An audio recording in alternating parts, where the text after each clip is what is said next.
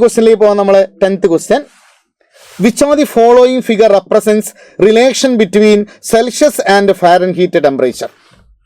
അതിൽ ഏതാണ് Celsius and Fahrenheit സ്കെയിലിലെ temperature തമ്മിലുള്ള റിലേഷൻ്റെ ഗ്രാഫ് എന്നാണ് ചോദിച്ചിരിക്കുന്നത്. നമുക്കറിയാം ആ റിലേഷൻ വളരെ ക്ലിയർ ആയിട്ട് നമ്മൾ പഠിച്ചിട്ടുണ്ട്.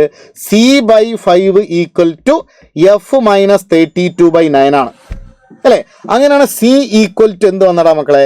5/9F - 32 × 5/9 ഇങ്ങനെ വരും അല്ലേ? അപ്പോൾ C = 5/9F - C 160/9 എന്ന് വരും അല്ലേ? ആക്ച്വലി ഈ റിലേഷൻ Y = mx + C ഫോമിലല്ലേ? ശരിയല്ലേ? അപ്പോൾ ഗ്രാഫ് സ്ട്രെയിറ്റ് ലൈൻ ആണ്. അപ്പോൾ ഗ്രാഫ് സ്ട്രെയിറ്റ് ലൈൻ ആണ് വിത്ത് positive slope 5/9 and negative y intercept അല്ലേ? അപ്പം നെഗറ്റീവ് y ഇന്റർസെപ്റ്റ് ഉള്ള പോസിറ്റീവ് സ്ലോപ്പുള്ള സ്ട്രെയിറ്റ് ലൈൻ, അതിലൊരൊറ്റ ഓപ്ഷനേ നമുക്കുള്ളൂ. ഏതാണ് മക്കളെ ആൻസർ വരുന്നത്? ഓപ്ഷൻ 2 ആണ് വരുന്നത് അല്ലേ? നെഗറ്റീവ് y ഇന്റർസെപ്റ്റ് വരുന്ന അല്ലേ പോസിറ്റീവ് സ്ലോപ്പുള്ള straight line. So answer option 2 ആണ് നമ്മുടെ ആൻസർ വരുന്നത്. ശരിയല്ലേ? ഓക്കെ.